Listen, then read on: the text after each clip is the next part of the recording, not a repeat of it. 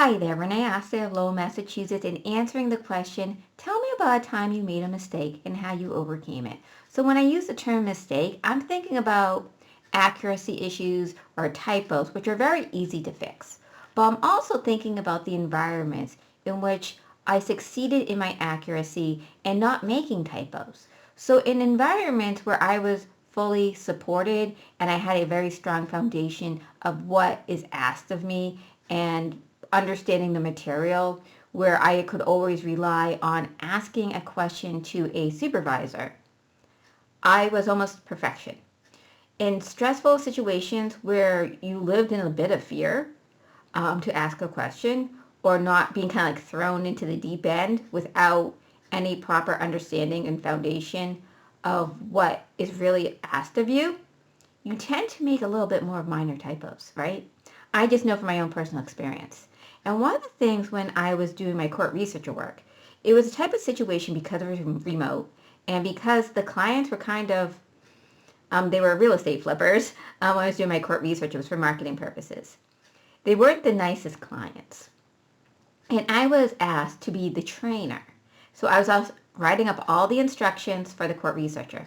I was being a supportive individual, taking time, training people to do court research. And I knew that from my own experience, stress causes typos. Stress, a situation where you're hyper focused on mistakes rather than accuracy, will create mistakes and those typos. So when I'm thinking about my best environments was not just when I was fully supported, but I was also rewarded for accuracy. And unfortunately, during the court researcher job, it was because it was remote. There was no way to actually to give bonuses or to reward those who were most accurate.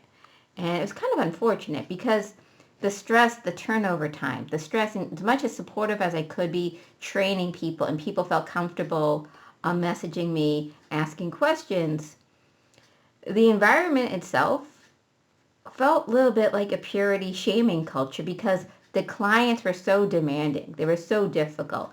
And the owners of this company who was doing the marketing research for the clients, they would have to deal with their difficulty, sometimes being yelled at by clients, from my understanding.